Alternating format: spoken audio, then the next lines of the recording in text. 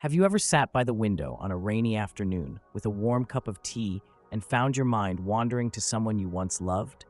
You remember the way they looked at you, the sound of their voice, the quiet moments that spoke louder than words. And maybe, just maybe, you whispered to yourself, "They loved me once, so deeply. Why did they drift away?" It's a question many of us carry, not just in youth, but especially in the stillness of later years. Because love, we've learned, isn't always loud. It doesn't always end with a storm. Sometimes it simply fades. But here's something gentle to consider. You didn't stop being lovable. You didn't do anything wrong. Something invisible shifted. Carl Jung, the Swiss psychologist, believed love is not just about two people, but about two inner stories, two unfinished paths, intertwining for a time. And sometimes you weren't loved for who you are, but for what your presence stirred in someone else. Let that rest for a moment, because it means the way someone falls in love with you often says more about their wounds than your worth. The one who clung to you, perhaps they were looking for safety. The one who left without goodbye, maybe they were never ready for the real you, only the dream they created. And maybe you've done this too. We all have. Because love at first isn't always about truth. It's about reflection. And when someone sees in you a part of themselves they lost long ago, it feels like home. But that's just the beginning. When love is a mirror, the silent pull of projection. Have you ever met someone, and before a word was spoken, you felt something shift inside? As if a part of you remembered them. Not from a place or a name, but from something quieter. A feeling, a longing. Carl Jung called this projection, when we unconsciously see a part of ourselves in another. It's not always about romance. Sometimes it's about resonance, a hidden recognition. Because within us all is a map, not just of who we are, but of who we used to be, who we've lost, and who we still wish to become. When someone steps into your life, and their presence reflects even a sliver of that map, you feel it. A quiet spark, a silent knowing.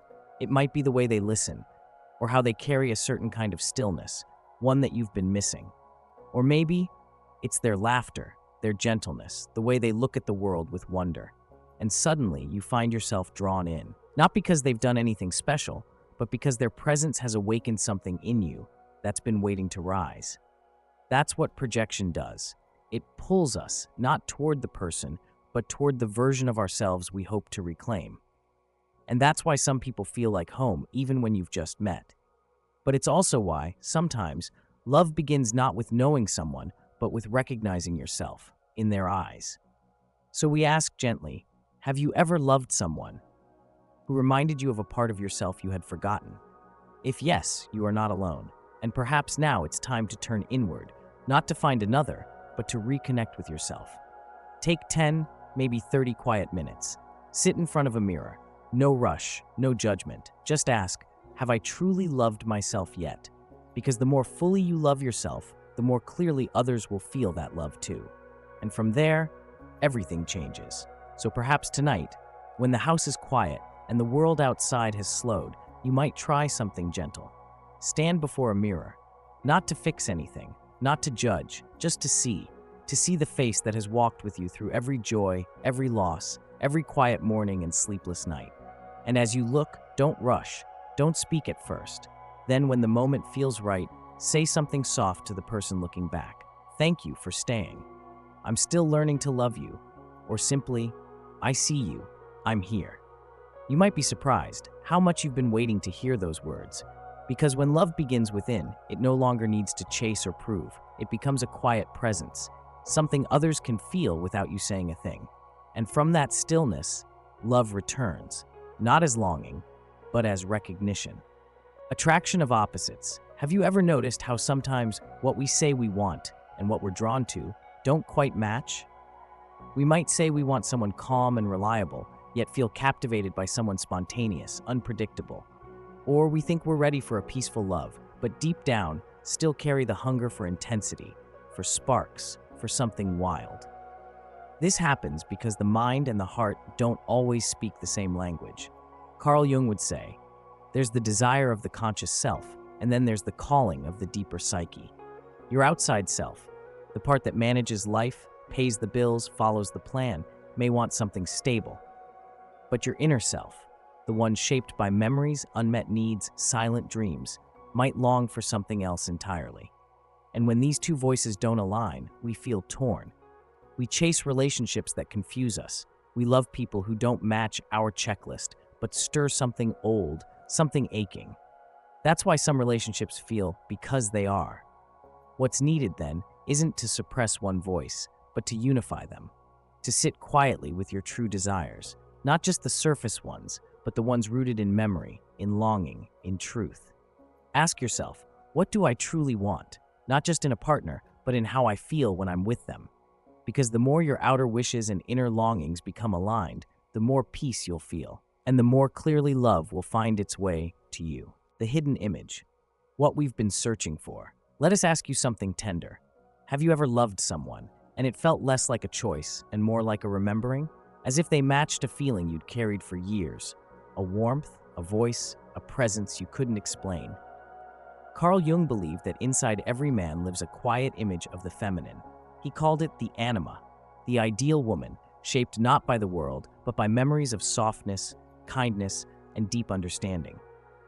And in every woman, he said, lives the animus, a hidden image of the masculine, strong, safe, clear-eyed, calm. These are not fantasies. They are blueprints, quietly built from childhood. Maybe it was your mother's gentle gaze, or your father's steady voice, or characters you once loved in old films or songs. These inner images stay and shape how we love, often without us knowing.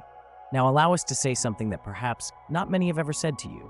We love others through the image we carry of them, not as they are, but as our mind imagines them to be. And more than that, we love from the image we carry of ourselves. When you feel incomplete, when something inside says, I'm not enough, love becomes a search, not a sharing. You give what you don't have. You hope for healing from someone else's presence. But here's the truth. Happiness is not a constant. It's a state of energy, and energy flows where understanding grows. What you know, what you believe, what you understand is the very information that shapes your reality. So ask gently, what is your image of love, of happiness, of success? Because whatever lives in your inner map becomes your experience in the outer world. We don't just love what we see, we love what we believe we see. And so, real love begins not by chasing new people, but by renewing old understandings. And if you've come this far and still wonder why certain people loved you and why others didn't, then maybe, just maybe, it's time to return to the image of love you've carried inside. What if you tried changing not the people, not the past, but the picture you've held in your heart? Try seeing love as something soft, something forgiving, something that makes you younger, not older, lighter, not lonelier, a quiet kind of joy that begins with how you see yourself. Because when your inner image of love becomes beautiful, the world begins to reflect it back. When the image fades, there comes a moment in love, quiet, almost invisible, when the shimmer begins to fade. At first it's small, a pause in the conversation, a glance that no longer meets expectation, a silence that wasn't part of the story we told ourselves. The person who once felt like a dream suddenly becomes real, beautiful, still but human, with rhythms that no longer match our music. And in that moment, you feel it. Something has shifted, not because they changed, but because the image you once held can no longer hold. Carl Jung warned us about this. He called it the danger of projection. Because when we fall in love with an idea, we forget that people are not symbols. They breathe, they stumble, they change. And yet, many relationships break here, not because of betrayal, but because of awakening. We see the truth, and we're unsure what to do with it. Do we pull away, grieving the version we hoped for, or do we stay and begin a new kind of love? A love not built on fantasy, but on presence. A love that says, I see you, not as I imagined, but as you are, and I choose to keep walking beside you. This is the moment where projection ends and devotion begins, because real love is not perfect vision. It is clear seeing and staying anyway. And perhaps the most important thing is to keep holding on to the beautiful image of love, the one that nurtures, not controls, the one that grows with time, not fades.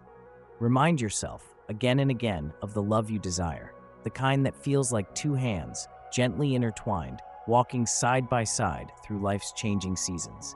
If you keep that image close, If you treasure it in your heart, if you speak to it kindly, you invite it to become real. Because love is not a single moment, it is a repeated choice to see the beauty that remains. And perhaps the most important thing is to keep holding on to the beautiful image of love, the one that nurtures, not controls, the one that grows with time, not fades. Remind yourself, again and again, of the love you desire. The kind that feels like two hands, gently intertwined, walking side by side through life's changing seasons. If you keep that image close, if you treasure it in your heart, if you speak to it kindly, you invite it to become real. And here's something simple you can do.